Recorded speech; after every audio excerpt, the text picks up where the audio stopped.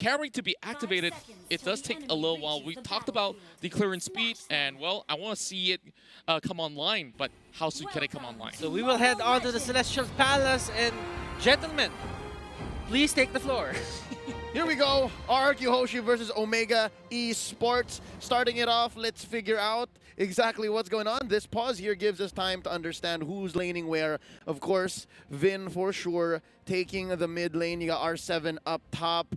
And yeah, I think when it comes to the problem of the clear speed, there's a reason why the support here, or the roamer, let's call it the roamer, is always going to come try to visit whoever's playing that carry. I think that's going to be key here. I mean, yeah, for sure. And I think, the big question is when you have a weaker, or sorry, not a weaker, but a susceptible side laner like carry. Vulnerable. Vulnerable, that's the word. Yes, perfect. And you want to have mid priority. Push in that wave, be able to rotate first, because as long as you're there first, you can set up, you can set your feet deep in those trenches so that when your opponents come to attack, you have a very fortified position, and you also know exactly where to kind of position yourself. Yeah, let's also talk about the level for spikes as well when we come down to where it's a full-blown fist fight and as they are contending for perhaps the first turtle, right?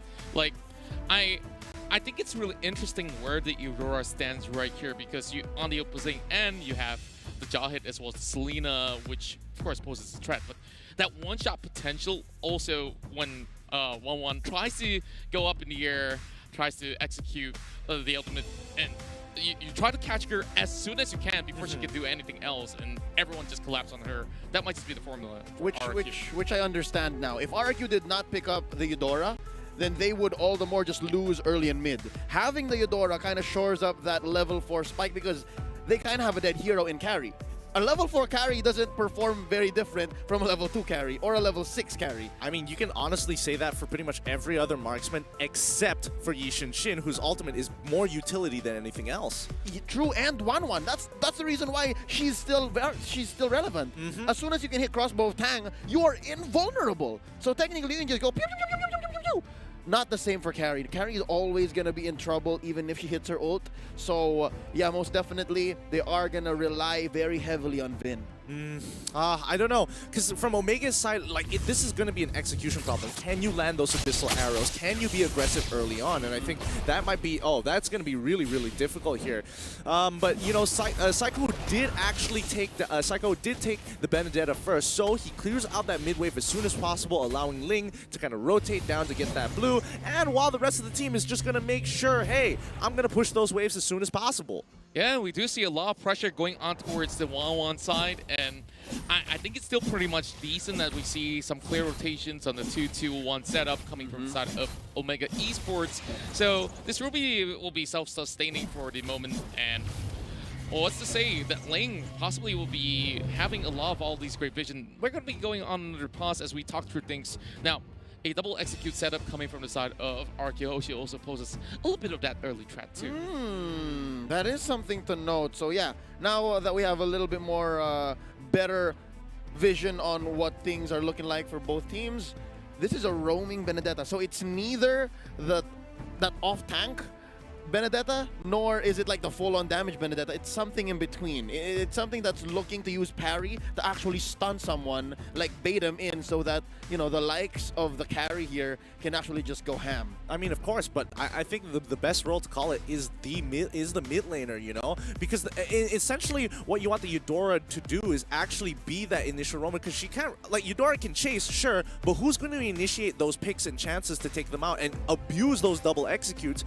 Eudora. She chunks them all out, puts them on 1 HP, bam, press of a button, didn't have to do anything else. Oh, I'm sorry, I meant Benedetta.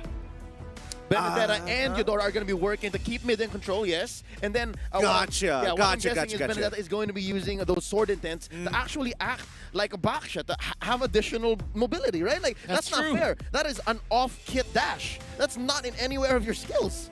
Yeah, and of course it'll be really annoying to deal against. And RQ side of things, it's really interesting that they found out about this formula in this game 1 to try to throw the side of Omega off, but when we talk about scaling as well, I'm just looking at most of all these one-on-one that has been playing in the entirety of the playoffs as well as the group stages. If you just give them a little bit more room towards late game, hey man, this thing is going to shred you apart. That's a good question now. There's a marksman on either side. You have the carry, which by the way has been a menace in every meta game she was ready for, that she was in.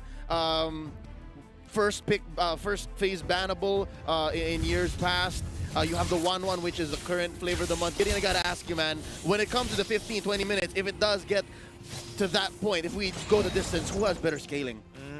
I think in these situations, people who have better scaling would definitely lean a little bit more. Actually, it's an overall thing, but hold on, let's check out. Okay, no fights going on. Okay, so when I talk about scaling, we're talking about the two main heroes that scale on either side, but you also have to kind of look at the builds that everybody else goes through. I do think RRQ Hoshi scales better into the game because they have more relevant heroes in comparison to Omega, where some of them are just going to fall off completely. Yeah. And again, we were talking about like Selena. Whenever Selena is bad, she's so bad. But on the other side, good, though. Yeah, Eudora though, she has a stun and it's point and click. So yeah, it's just much better. Totally understand. Right now, there's a fight that's waiting to break out, both top and in mid. I wonder, are they gonna catch one? That's going to be.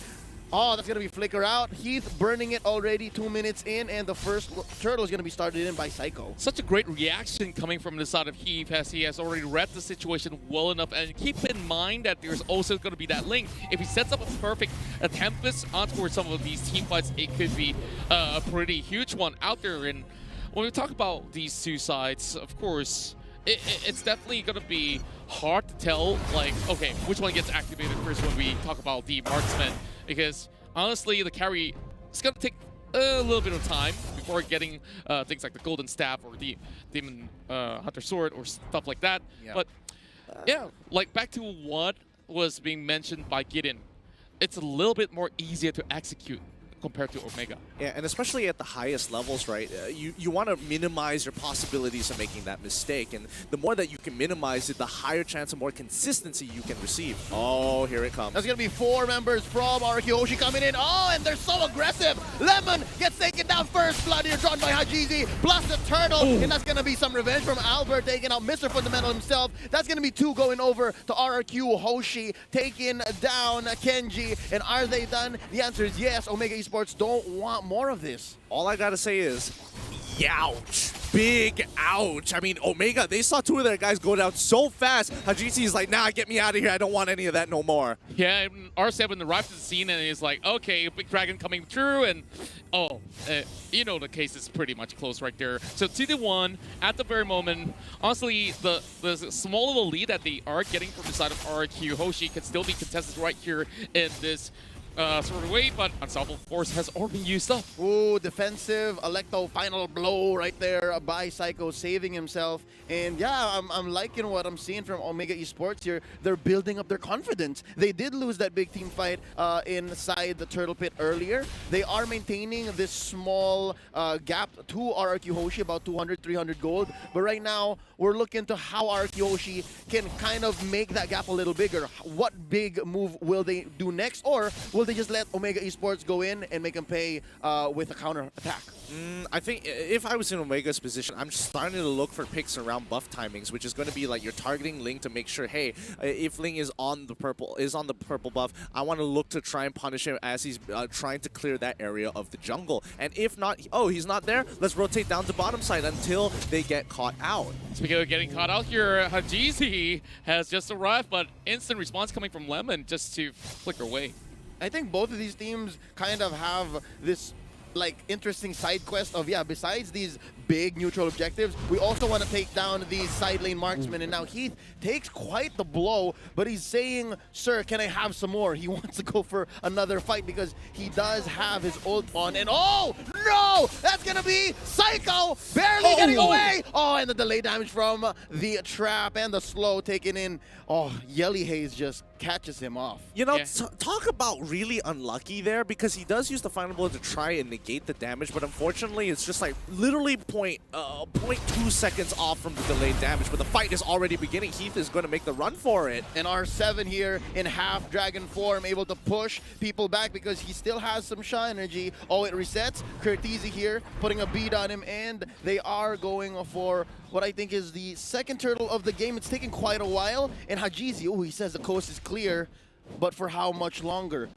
Well, I believe that it's pretty much clear for him for the taking at the moment if we look at it, but they are focusing on towards Kenji. Instead, they do get the turtle, but a 2v1 commencing down towards the bottom side doesn't result too much, but here comes the big one. Oh no, Vin here trying to save his life, and oh, from behind, in comes Hajizi. The machine is online, and so far, they have gone to building enough confidence to mess with Albert, but some breathing room for the King of Kings here, their jungler. He's able to get his purple at least. Yeah, he's got the purple. He immediately goes in for a little wander as well. Now, going for the invasion, he's still going to be chased up, so you know, Ling doing Ling things, he could easily move around. Yeah, it's one of those situations where it's like, oh yeah, we've got to catch on it. Oh yeah, it's Ling.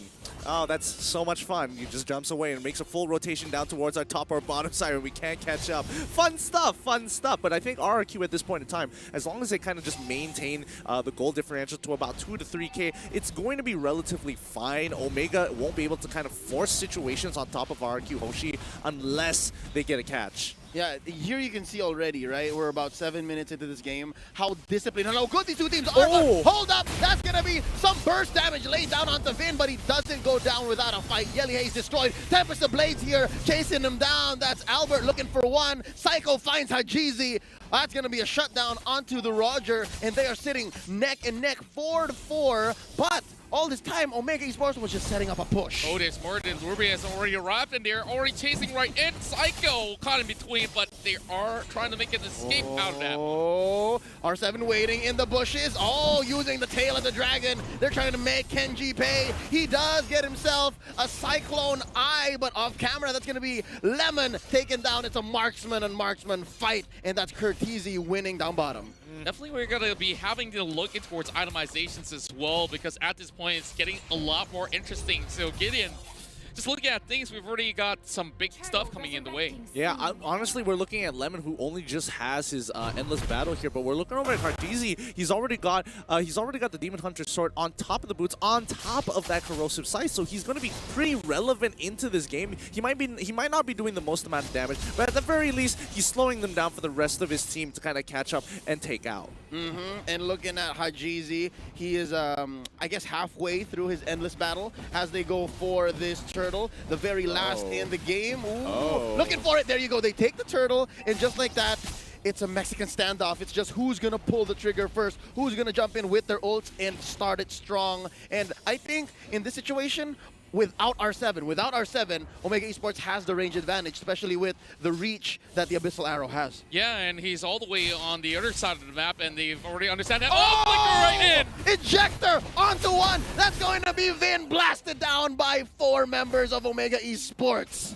That was huge. Absolutely huge. huge. It's just a mistake on Vin's side. He threw out the stun and realized, oh, I got nothing left. I already flickered out of the way. This doesn't mean anything. And Heath just took full advantage, flickering forward an unstoppable force. But Courtesy now going to initiate a huge fight, and that's going to be a double pick-off for Omega just to get that return kill. Look at that, 5-8, and it's only a 2K difference. It's so clinical, these two teams, the way they play.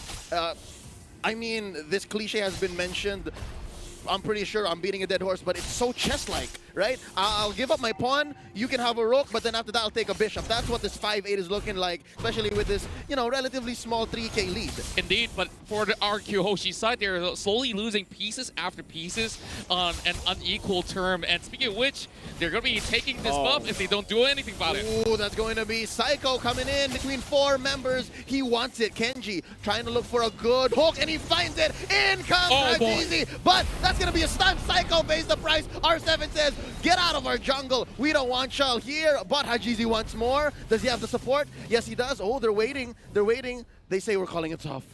Nah, it's not worth it at this point because, again, their main target here is Curtizi. As long as he has his ult, it's just not worth going for anybody else unless it's maybe a Yelly Haze, but Yelly Haze is barely in the fight, or even Kenji, but even Kenji has his ult still up. That's right, and with that being said, we're looking at Omega Esports side. Now that they are so much more up ahead after a couple of all these sort of picks, they're starting to feel a lot more confident about taking every single thing that they have inside the jungle. All they can do is just wait for the right moment to strike in.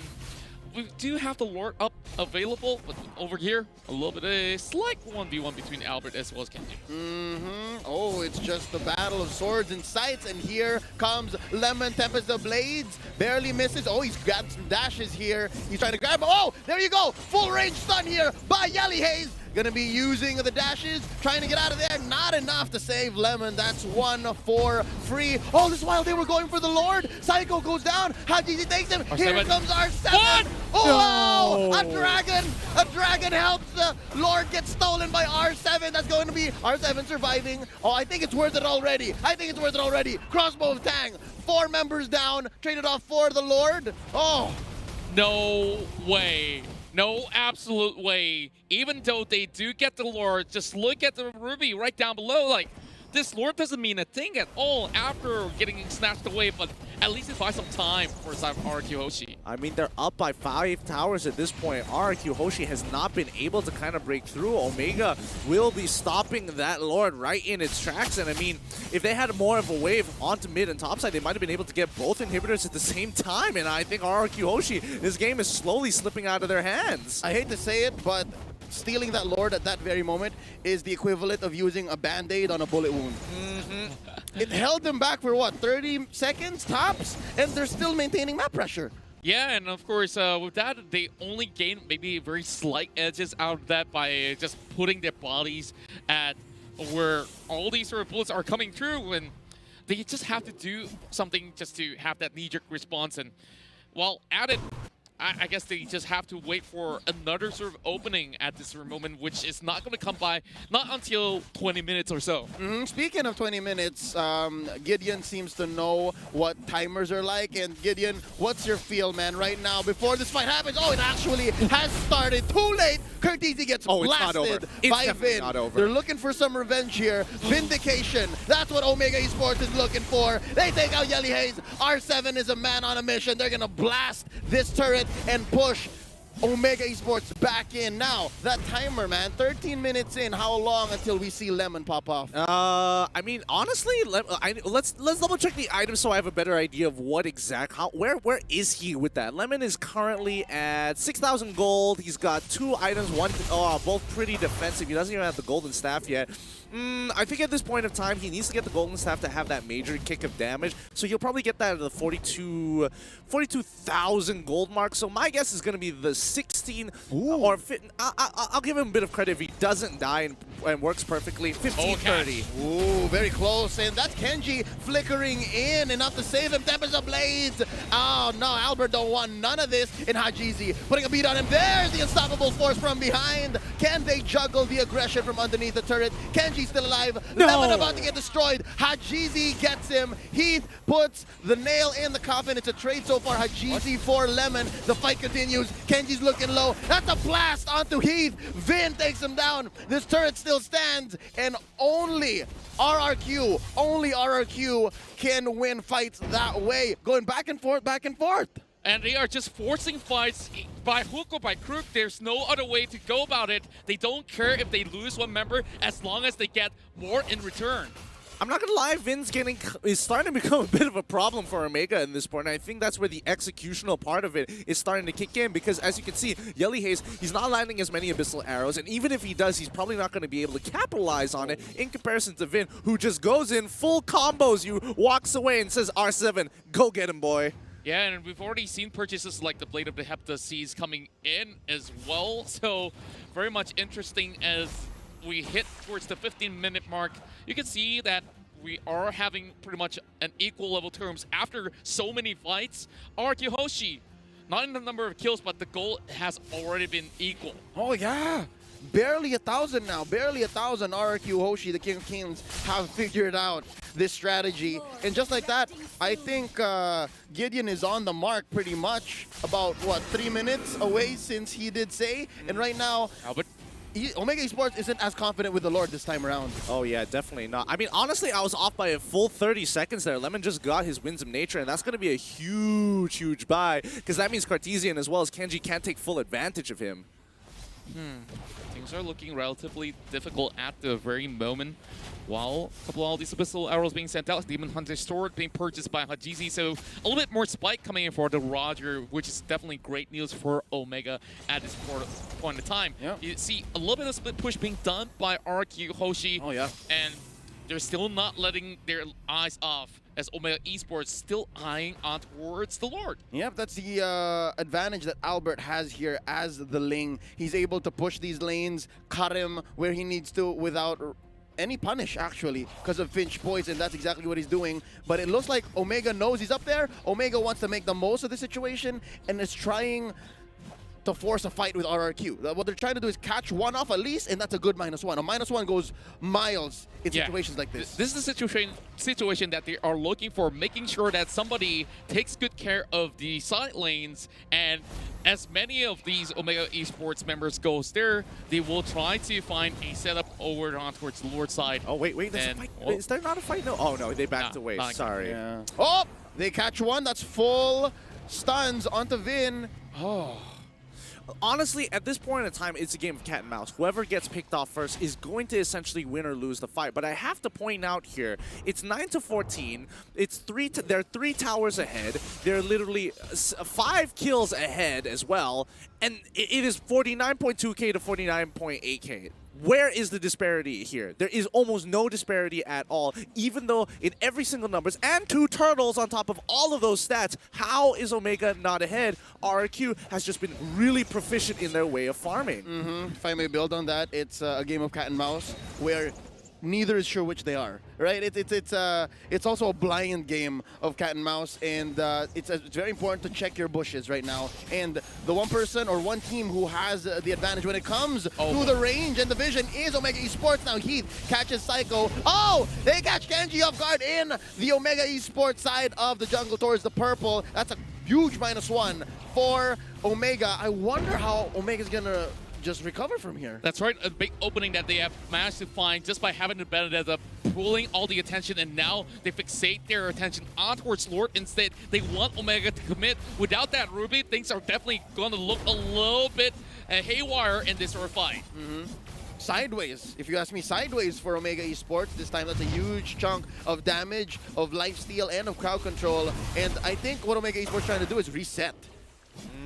I think at this point, it's about finding the opportunity to get the angle, because right now, look at that bottom wave. It's pushing in naturally. As long as RRQ just kind of chill and just wait, somebody is going to have to deal with that slowly building up wave. And RRQ, they don't mind doing it because they are scaling towards the late game. And Omega, they've run out of time at this point, and they have to solely believe in their own mechanics to actually win them out in these bigger fights. That's right, and now we're hitting 18-30. With most of the members already hitting level 15, and I guess this is where it's all about completing your items at this point in time.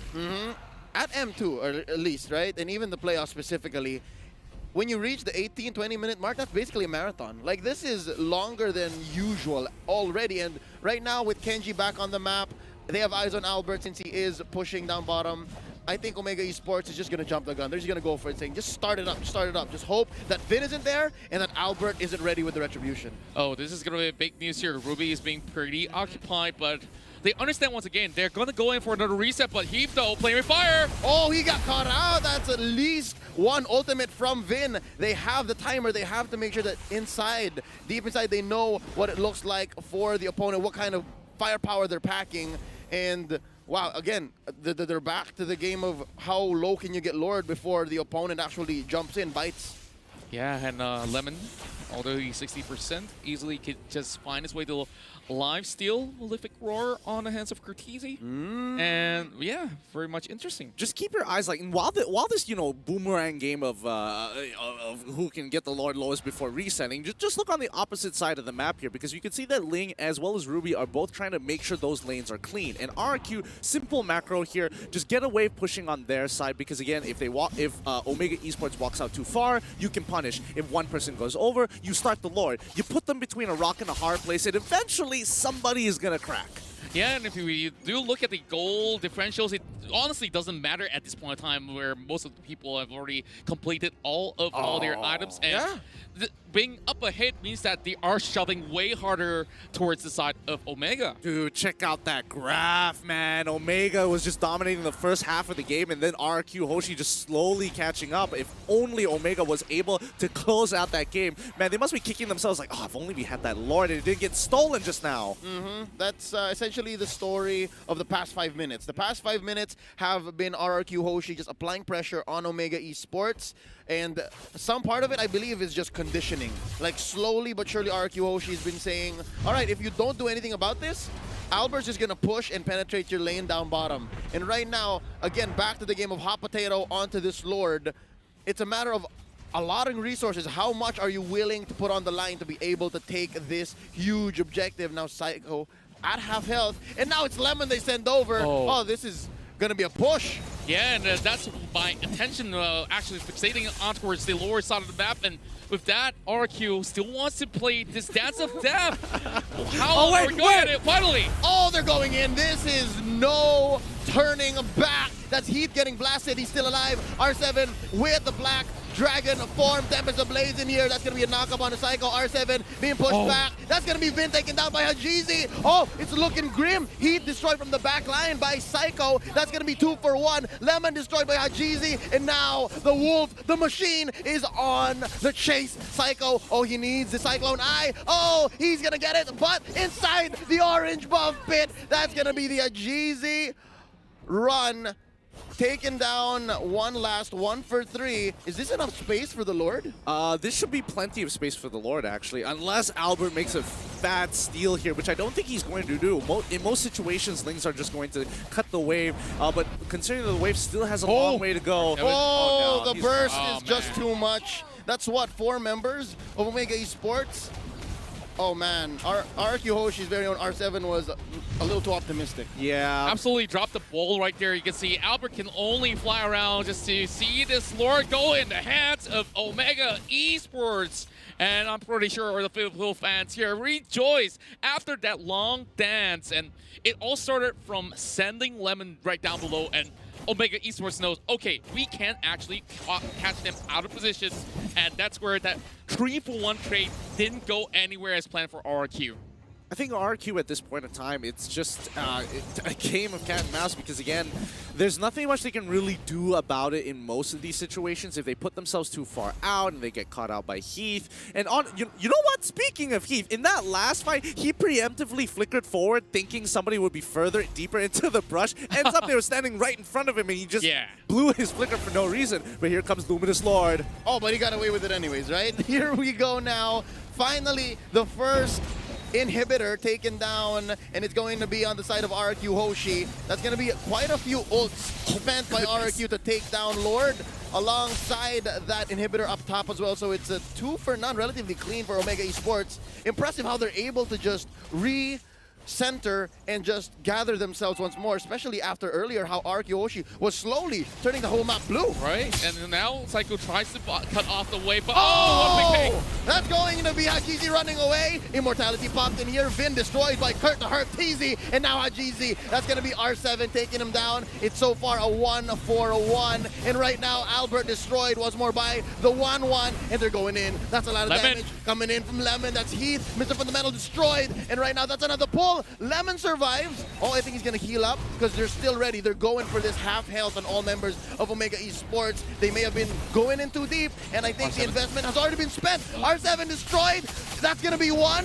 Oh, Heli Hayes. That's going to be 2. They're trading back and forth. 2 members left. Good plays coming in from RQ Hoshi. Even though they had a bad situation, they just had to make sure that they understand who scales into this game. Okay, Albert dies. Who do we have to depend on? Lemon. If you have to throw your body in to buy some time, then throw your body. Just like what they're doing out now, it's going to be a 2v2 situation. Oh, they trigger the crossbow tang, but Psycho gets away. Oh no. Full range. Oh, that's going to be a pull by Kenji. And that's Lemon. That's Lemon finally shut down. And that's 2 defenders, though. Vin is back in here, so that's some wave clear on the side of RRQ Hoshi. Just look at it, 50 over seconds if you go down at this point of time. RRQ Hoshi at the very least still have 3 members up, so this is where Omega Esports can continue to apply the pressure and more than about 2 minutes in towards the game, we'll see possibly the final Lord, but they might not even need it right now. Electro final blow used to clear the waves, but Curtisi will take down the turret. Anyways, what is this? About a minute away from the third Lord, and Lemon's gonna be coming in on time. So I think for RRQ Hoshi, just buckle in. Just wait for Lemon to come in, and I don't know, man. Whatever you did with Vin for the first Lord, do that again. But at this point in time, if you actually lose at least 3 members by just snatching the Lord away, yeah, maybe you might get away with, you know, that Lord just marching towards the enemy side and you have like a full send of Omega Esports army just at your base by that point in time. Yeah. So, Curtisi having one final slot uncompleted, but hey, what's to say? I think he really packs a punch at this one time. I think he packs a punch too. I think they all honestly pack a punch. And the real problem right now is that they can't seem to get onto the scaling heroes. Lemon just refuses to die. Albert, he buys so much time, especially when he jumps into the backline here, that Omega Esports can only deal with one problem at a time. And Kenji, he's going to be staying very close to Curtisi more often than not, just to kind of protect him with the I'm Offended and making sure that he taunts the right people, just to buy that time to allow Curtisi to at the very least have enough weakness procs just so they can use his ultimate in a clutch situation. Yep, and we've seen earlier, a crossbow tang is not a confirmed kill. Not at all, because of how this Rome Benedetta is playing in right now. That's going to be a fight. I think they're picking. Oh, Vin gets caught out. Oh, he lets out the ult. That's going to be flame shot used already by Yelly Hayes. And Hajizi destroyed by Lemon from the back line. Tempest Ablaze here by Albert. That's going to be trades left and right. Kenji down, as well as Hajizi. 2 for 1. I think they are ripe for the Lord take. Yeah, and we just saw the positioning of Lemon initially was a little bit questionable, but when he flickered to get that position, to get that first opening, it started to make sense where the rest of RRQ Hoshi will be able to penetrate through from a very awkwardly positioned Omega Esports. Honestly, I'm surprised that Omega didn't just jump onto Lemon there. Like, he was free, and you can see that the Unstoppable Force was up there. They were just waiting out the Winds of Nature, but that's just like a second long. So it's kind of on Omega, who I think were in disbelief. Like, no way he's doing this. This is kind of troll, right? Yeah, again. Give carry, what, 1.2 seconds of free hits, especially with full lock items like this. You're in for a bad time, and right now, oh, Albert's stealing oranges now. This is going to be rough for Hajizi when he comes back. And you can see Psycho really roams in towards the mid side as well. They're having 2 members right to the lower side of the map. And this Lord right here is the terminator of the entirety of this game, which honestly, Omega Esports hasn't been able to find a safe way to even get a pick in this sort of sense. Yeah, no, it's because of, again, the vision that Omega Esports has is trumped by the mobility that RRQ Hoshi has right now, right? Like, again, Gideon mentioned the forward flicker by Heath. If he only knew that there was no one in the bush, I think Yelly Hayes hasn't warded that area yet. If he only knew that he was right in his face, he could have used that mobility to close the gap. But right now, oh, nice catch. That's going to be Lemon caught by the ejector, and he's going to get blasted down. Heath trying to run, save his life, and he survives. But look at Albert. Albert looking to just cut the waves. Oh, it's a silent Cold War between Kenji and Albert. Both sides just not letting up here, but at the end of the day, who wins out in these later stages? I mean, Yelly Hayes, he's going to take some damage. Psycho is just going to chase him down, and nope, the rest of the team back off, and they could, I mean, I don't think Lemon wants to fight without his ult here, so Psycho has got to be real careful. Psycho right in between all these members of Omega Esports, not looking all too great. As much as he has immortality, he can buy only very a few seconds in towards this match, but he's trying his best to make it out alive. Lemon, as much as he's nearby, he's still getting out of this. What? I take my words back. Psycho things! Madman! He's getting away with too much here, and I think, you know, Omega and RRQ Hoshi, like, it's in Omega's hands to look for this engagement here, and RRQ, as you can tell, clearly will not initiate anything unless they can guarantee that pick. And at this point, Vin, he's a little too scared to walk forward, because the moment he does, Heath is going to unstoppable force ejector him back in towards the enemy team, and there's really not a lot of counterplay to that other than hope that he doesn't fly back too far, or the rest of Omega can't catch up after he flickers. Gentlemen, we are already hitting 30 minutes of play, and it's pretty much on even grounds at the very moment. Everyone's just buying forces at Which is time. impressive, because RRQ, they have no more turrets, and they're still this aggressive. Yeah, and as much as this turret stands from the side of Omega Esports, it's currently untouchable.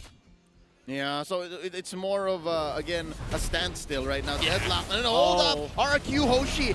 That's going to be our 7. Black Dragon form catches Yelly Haze off. Lemon finishes him off. That's already a -1. And looking at the map in general, Omega Esports not going to find an easy pickoff just like that. There's no Vindication anywhere soon.